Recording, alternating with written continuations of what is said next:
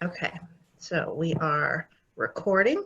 All right, so let's get this show on the road.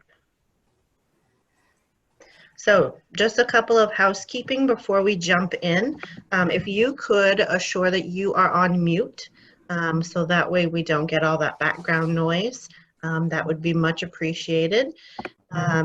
Feel free to post any questions, comments into the chat. There is no way that I'm going to be able to manage the chat room and present and, all those things. So if you have a specific question, we have some time at the end to be able to address some of those. If we can't get to everybody, we will create a Q&A sheet for afterwards and send out to all the participants. That way, if somebody poses a question and we can't get to it, then we'll make sure that we address it at some point through email or whatnot, right?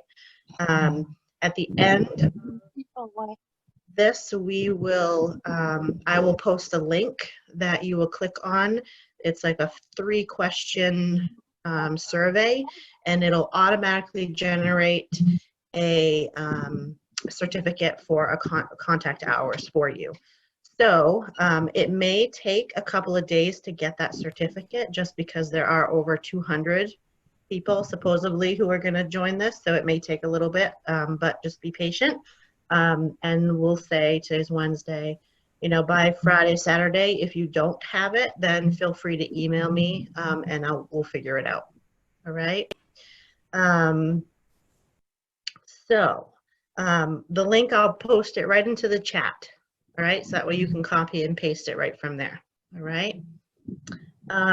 So we will get started. So your presenters for today are myself. I will introduce myself, and then I'll let my colleague Deka introduce herself. So my name is Nina Cunningham. I am the Head Start State Collaboration Director at the Department of Education. And so my role is a little bit different. I don't work in public schools per se.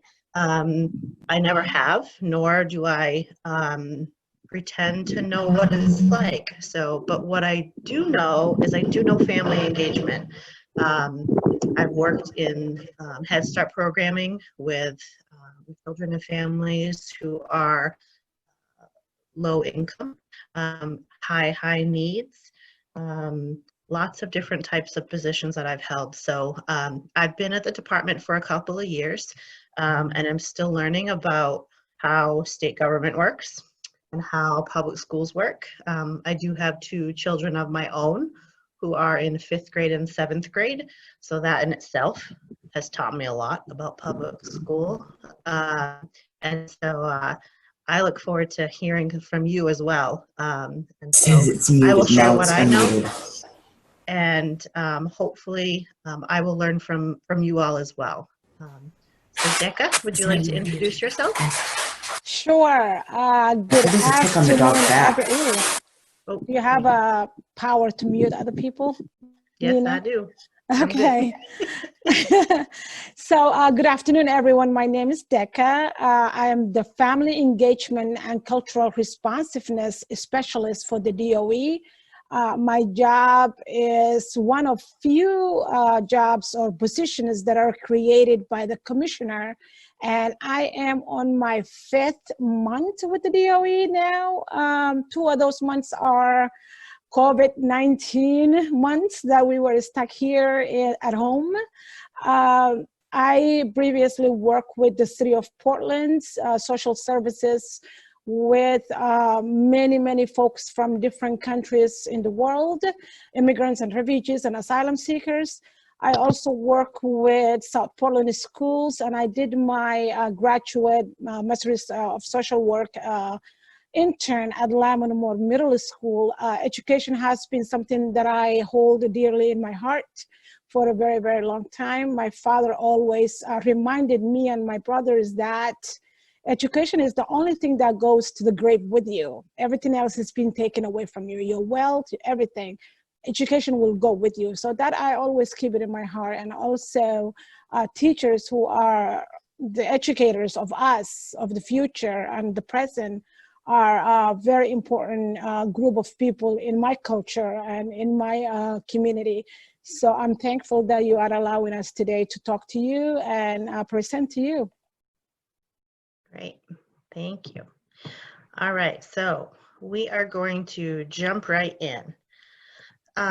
So I am pretty positive that you all have an idea of what family engagement is or what family involvement is. So the purpose of today is to really kind of either stretch your thinking or build on what you already know. And so when we think about family engagement, we think of it as being a little bit different than family involvement. So engagement really is a collaborative process between different members. And so it's a shared responsibility of families and staff at all levels that requires mutual respect from each other, because everybody has something to learn from each other. Families, parents, staff, administrators, janitor, it doesn't really matter. Family engagement really focuses on understanding cultural and linguistical differences and thinking about building positive relationships with children and their families. It requires making a commitment to creating and sustaining an ongoing partnership with families that support their well-being. It honors and it supports the child and parent relationship that are essential to a child's healthy development, school readiness, and overall well-being. So when we talk about engagement, it's a much deeper, thoughtful process than involvement.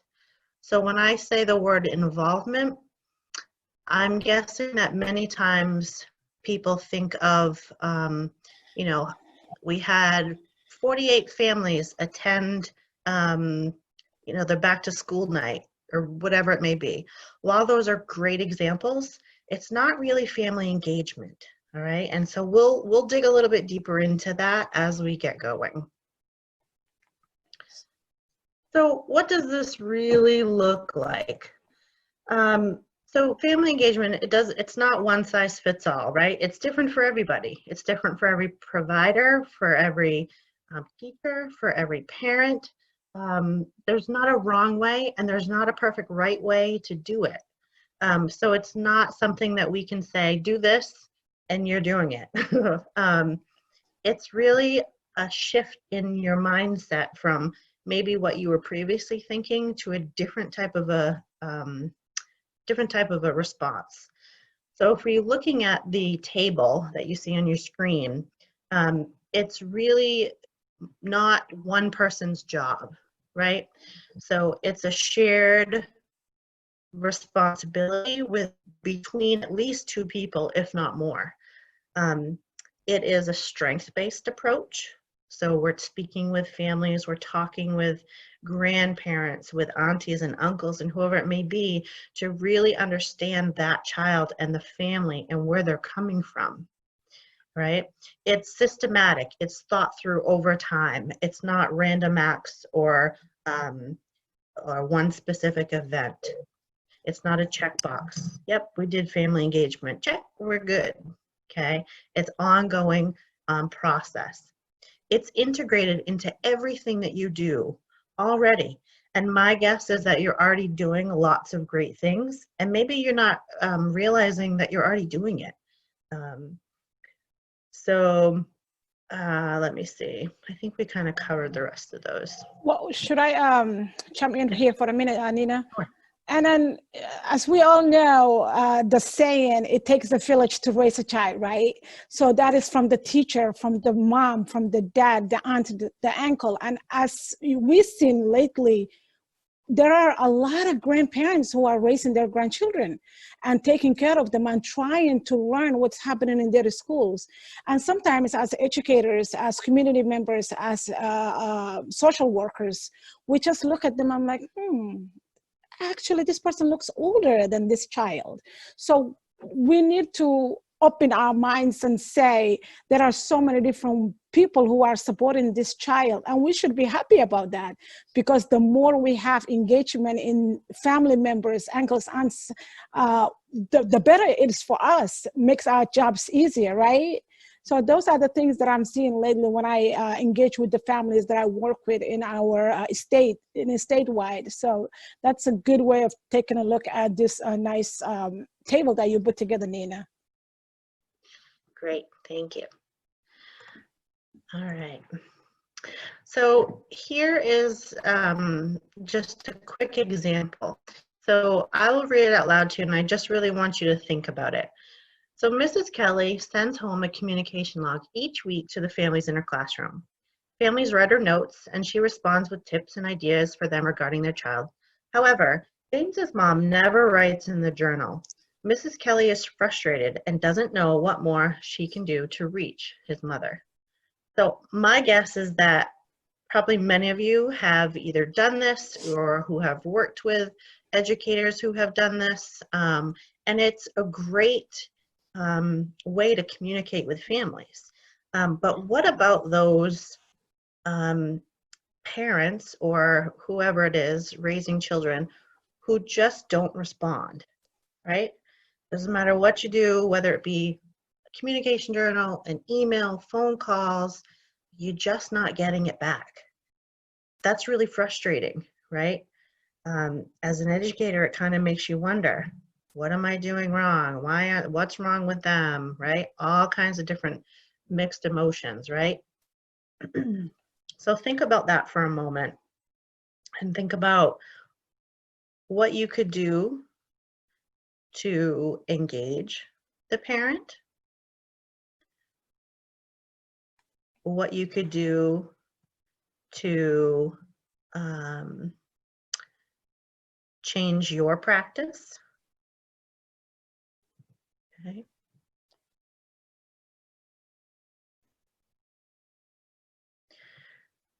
So we'll come back to that. Oh, go ahead. Do you want me chime in for a minute? Sure. So can you go back to this slide, please? Yeah. So we have to keep in mind that what is Mrs. Kelly's, no, I'm sorry, the family that she's trying to reach, the mother who's not responding. Mm-hmm. What are those barriers that mother is having or that dad is having? Mm-hmm. Is there mental health that is going on in that home? Is there socioeconomic that is so frustrated for this family that they cannot even put food on the table, right? Or last year, this time, Muslim communities and children from Muslim families who are in middle school and high school were fasting this time last year. Today is the 20th day of Ramadan. I'm fasting. I've been fasting for the past 20 days. I even lost count of it. I think it is, yeah, close to 20. Mm-hmm. Our kids were fasting at that time, right? And mom is also fasting and trying to cook at the same time and go to work at the same time. And she doesn't have a time to answer anything. So we have to keep that in our minds. Is there a domestic violence happening in this home? Is there a child that taking all the attention from that family who is a disabled child? So the way that we communicate with our families with empathy and kindness and openness makes the human in us open up and talk to these families. And the more we open up and be kind of kind to them, the more they're going to be responding back to us. So that relationship building is the most important thing. Yep, absolutely. And I was just looking in the chat, and Mary made a great point about, she's sending self-addressed postcards with postage and everything, so that way they can write back to her. And that's a great strategy. And then she wrote, then I was thinking that they didn't have the materials to write back to me. That's a great point too. Maybe they don't. Or maybe, mom or dad or grandma, whoever it is so busy, working all day. It's just one more thing, right? So it's just something to think about, that I have yet to meet a parent that just doesn't care. I have yet to meet a parent that has said, you know what, I don't care. I think that a lot of people kind of get stuck in that rut sometimes. I don't think it's that parents don't care. I just think that they have so much going on. It's just hard, right? Yeah. Um, And especially how we started in our slides, this COVID-19 also made a lot of barriers for a lot of families, mm, especially our families in rural Maine who may not have the speed internet that they can log on to school work. You know, yep, some of those families were laid off from their jobs. So they are thinking about food, not schools. So we have to keep all of those things and scenarios in our minds. yeah, yeah. You know, in the bigger scheme of things, if children's, if they have a roof over their head, they're being fed, their parents are doing the best that they can, sometimes schoolwork might take a back seat. In times like this, you can't, excuse me, you can't really blame them, right? Um, and so I'm gonna keep us moving because I think we all could kind of get stuck um, in this because I think it's pretty powerful. Um, okay, so just a few what seem to be very simple tips of engaging families. Smile when you see them. I will tell you firsthand that as a parent, when I walk into a school building and whether it be the receptionist or whoever doesn't look at me and doesn't smile, your first reaction, ugh, right? So it's everybody's job. Do not touch that computer. Um, so communicate often and in various forms. And I think that we really just talked about that, different ways that you can communicate with parents. And then recognizing what you bring to each interaction. So if you are irritated, frustrated, happy, doesn't matter, recognizing that first in yourself so it doesn't come across as to how you might be presenting yourself. And then it's not what you say, it's how you say it, right? That's another biggie. I'm sure that everybody has said something in their lifetime that was taken totally wrong or out of context. And sometimes it's just how you say things. And then the last one is invite parents to share and then listen to them, right? So if parents are trying to tell you something and you're not listening, that's going to be an initial wall that's going to be built right there. So if you ask for their input and then you don't listen, right, it kind of defeats the purpose. So really listening to what they have to say and valuing what they have to say. So I have a quick story about that. Sure. My name is different. I'm from another country, but my kids were born and raised in this country, and they went to Maine public schools, all three of them. So I was at work. Like I said, I was working for the city of Portland, dealing with individuals who were survivors of torture folks who were tortured in their own countries. So I was frustrated that day. I was working, I have home problems and this and that. So my daughter had a concussion. This is when she was sophomore. And, the doctor said she cannot be in front of the computer. So she has to take this many weeks out of that. So I talked to the principal and turned in all the doctor's paperwork and everything. And I thought I did my part, right? And then I'm working at work and one of her teachers called me and she is just angry. Your daughter did not come to school. She's gonna fail my class, all kind of negative things. Because she assumed my name is different and I do not care about my kids' education. So I did not, usually I'm a calm person and I'm a kind person, but that day was not a good day for me. So I just went off on her. I'm like, whatever, lady, Flora, hang up on her, complain to the principal and everything. And as Nina said, it's not what we say, it's how we said it. If that teacher, when she called me, would say, hey, Decca, I haven't seen Saharla for the past 4 or 5 days. How is she? Is everything okay at home? that conversation would have been in a totally different way. So always let's keep in our minds to talk to that family member.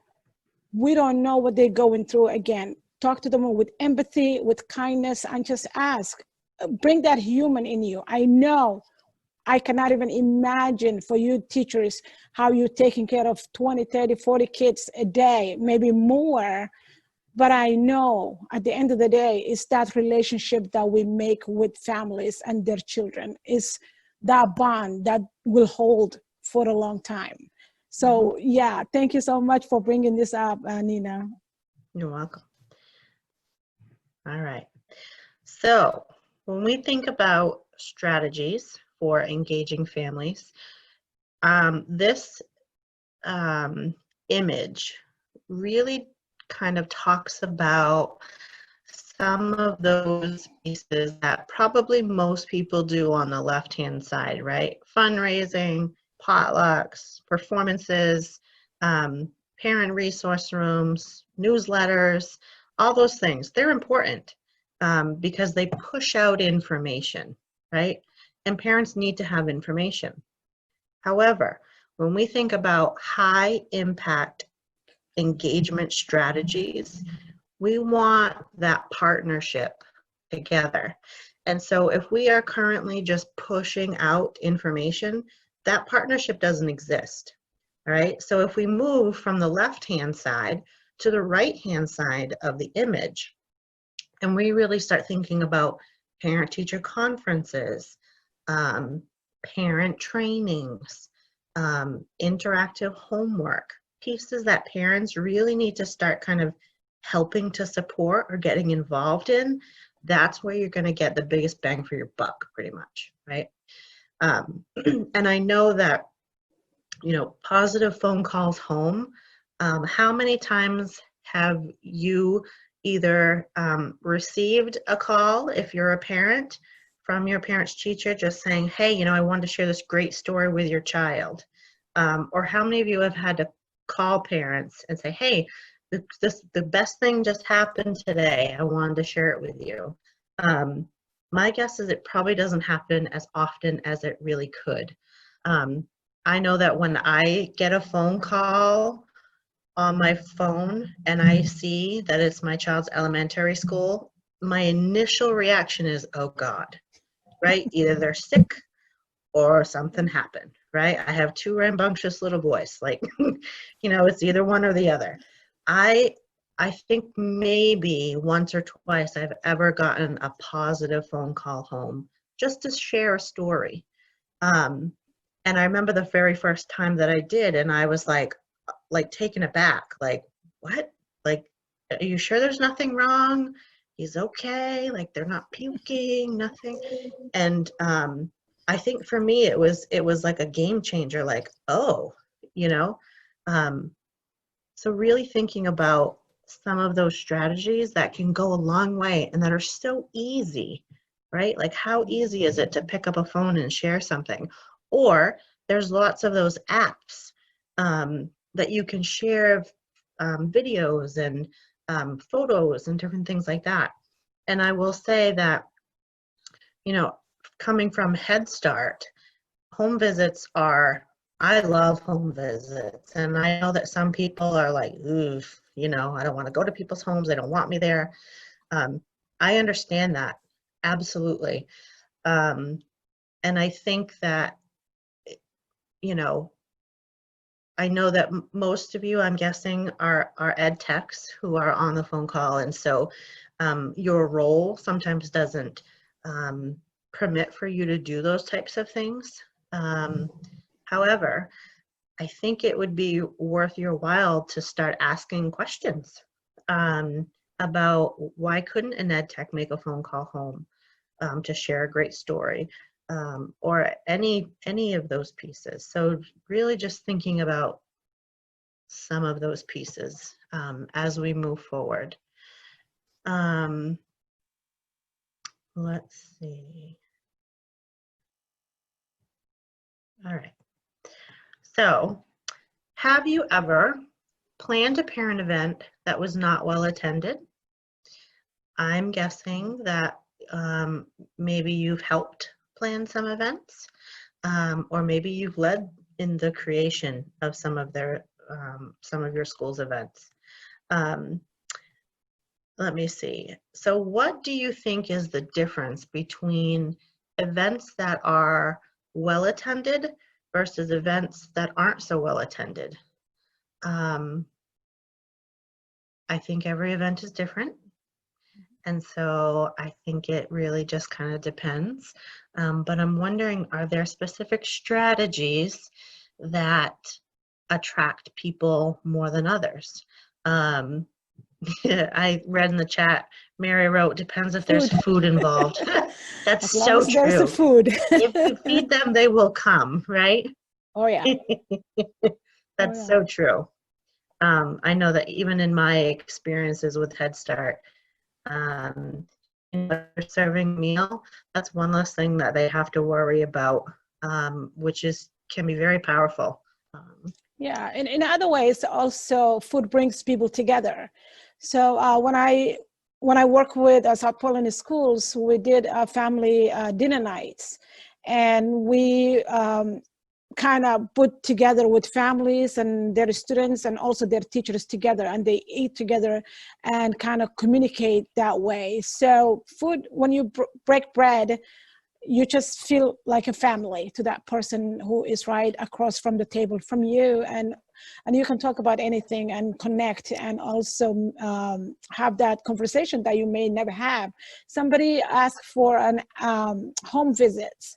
Home visits is something that is really a lot of other states are really embracing when it comes to family engagement.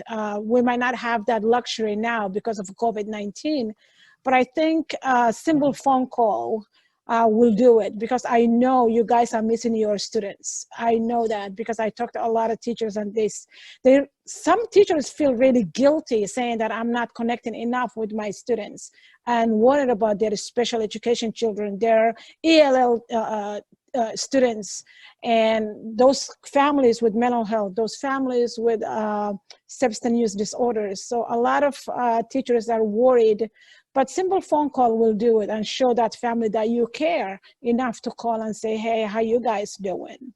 Mm.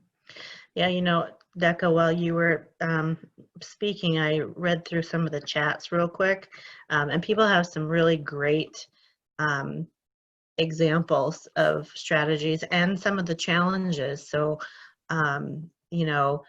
holding events during the day is hard for working parents, right? Like, I get that. But then holding events at night is also hard because parents just want to be home, or, transportation, access to childcare, especially if there's other siblings. Yeah. There's always pros and cons, right, to everything. But I think really thinking about talking with families and figuring out what's going to work best for them. So maybe you host 2 different events, one during the day and one at night, and that way parents have a choice. Or maybe you do something at the beginning of the week and one at the end of the week, again, so parents have a choice. I don't think there's not a simple answer, but I think that you just do the best that you can. I think the biggest thing is that building that relationship at the very beginning of the school year will go a long ways. So how many of you have ever asked, has either asked a parent, like, what do you dream about for your child?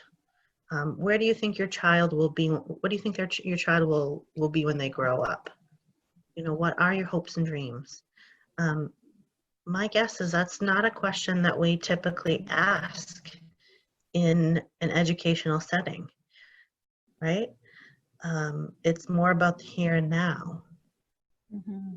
But parents definitely have dreams for their children. Getting there is hard, right? And how many parents have dreams and hopes for themselves, right? Another question to think about is, have you ever been a listening ear or a shoulder for a parent who's frustrated? I'm guessing that some of you have.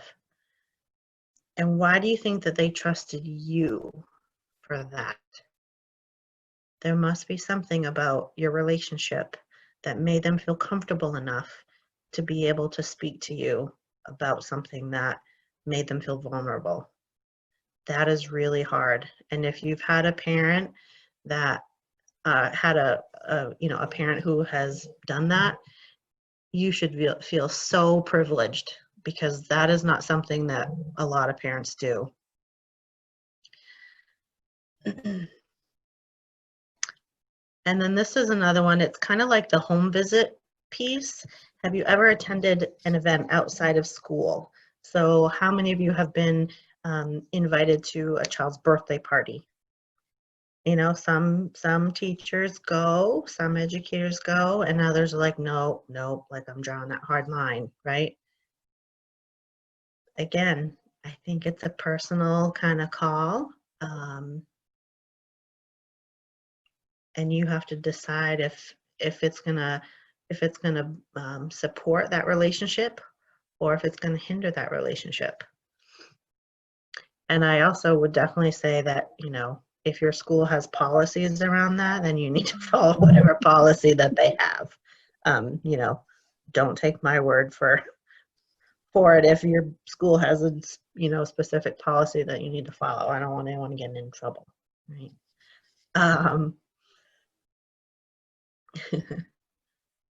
Let's see. Oh, Lorraine, I just saw your comment. Living in a rural area, sometimes you are friends with some of the students' parents. Absolutely, right? It happens, especially if you live and work in the same community that you're in. It's kind of inevitable, right? So you have to figure out that balance, which can be tricky sometimes. Especially if, you know, generational trauma, families who experience themselves a bad experience in that same school that their children are going now. So sometimes it's tricky when you live in a small towns and in small communities where everybody knows everybody. Mm-hmm. Absolutely. So in thinking about upcoming training opportunities, I know that here at the department, we are trying to figure out what's going to best meet the needs as we move throughout the summer, and we don't know what fall's going to look like yet. I know that everybody's kind of, it's almost like we're in a hurry up, wait pattern, right? Hurry up and plan and then wait and see what happens. So if you have suggestions for trainings that we could be offering to support you in your role, go ahead and put it in the chat, and then we can bring that forward as we're planning. You know, whatever it may be, it doesn't have to be related to family engagement. I know that there was huge interest in math content area and ELA. So, you know, whatever you're thinking, go ahead and pop it in there so that way we know. Let's see. Oop. Home visits. Our pre-K program and reducing the idea. All right, so I could talk forever about home visits. But that's a great suggestion. I think that I will be honest and say that is a tricky one, because not all districts support that idea, and that's okay. But if your district is partnering with Head Start, that's kind of part of it. So, but that we can definitely talk about what that might look like. Yeah, there are a lot of evidence-based practices that is happening all over the country, which supports home visit, especially pre-Ks and Ks and kids in elementary, because that's where the base is. So if we build the base from these children as young as pre-K, I think they have a successful school years ahead of them. Yeah, yeah. You know, one thing that that I did just read in the chat was about transitions. You know, transitioning children from ending one school year and going to the next. I know that that is something that I actually was talking with some leaders at DOE about this morning,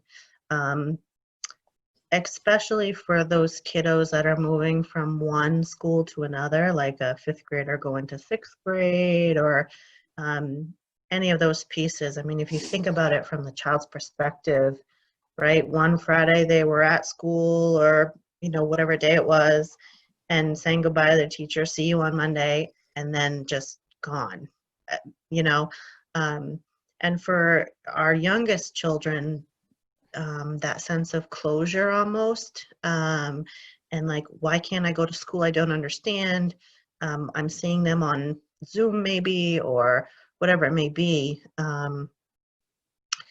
It's very, very interesting, the approaches and some of the learnings that we've had over the last month or two. And then what is it going to look like when fall comes, and children hopefully are able to return to brick and mortar schools, but what will that look like? At this point, we don't know. I think it's yet to be determined. So that's going to be a whole nother challenge, is to really think about what does it look like when we move kiddos back into school buildings.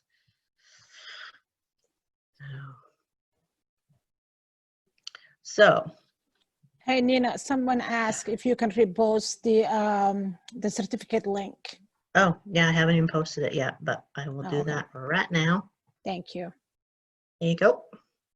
So it's literally, I think, 3 questions, and then once you do that, it will, you'll get your certificate. And remember, it may take a couple of days, just because, and actually there aren't as many people on as what had registered, so that's okay. So there's a question in the chat about, will student teachers be able to join Zoom calls in the coming school year if schools cannot open? I don't know. That's a question that we would have to ask. I would hope so, because that's a huge part of their educational journey as well. So that's something that we will have to explore a little bit. Okay, so did the link work? I'm hoping that people,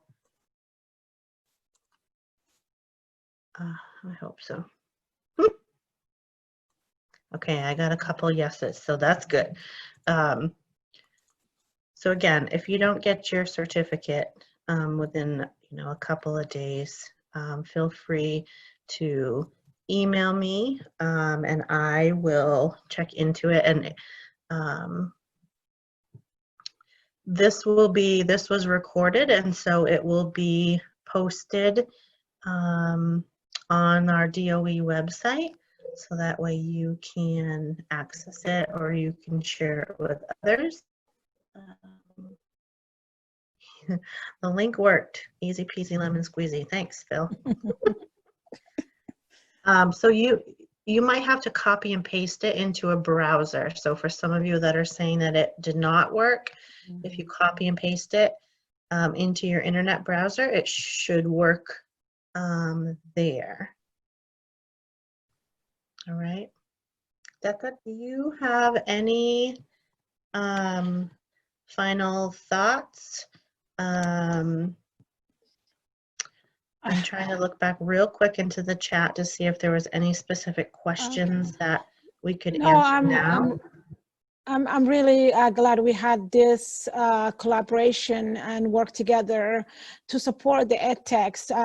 Many of times that edtechs are not looked into as a, this is controversial, I should not be saying this, but I think you are important. That's what I'm trying to say. You are very, very important group of people who are making difference in our communities, our students, our children, even our families, because I know many edtechs who are connecting with families more than the teachers are. So you are important. That's what I want you to take out from our webinar today, that you are important and you are really, really one of those folks who are making a difference in families and communities. Yeah, I mean, I think of edtechs as the glue that holds everything together. Yeah. Because really, without edtechs, teachers would not be very successful teachers, I don't think. Again, you know, I have never worked in a public school, nor do I pretend to. But what I do know is that without you all, I think that public schools would be really in trouble. Absolutely. Yeah. I definitely think that you all are overlooked and really shouldn't be. You should be at the top. So again, I applaud you for everything that you do every day, especially right now. Whew, it is hard work right now. Goodness. So, all right. Well, we are going to sign off early, and you get 18 minutes of your day back, but you'll still get an hour of contact. All right. So thank you. And we will hopefully see you again next week, same time. Yeah. Thank you. Thank you. Thank you.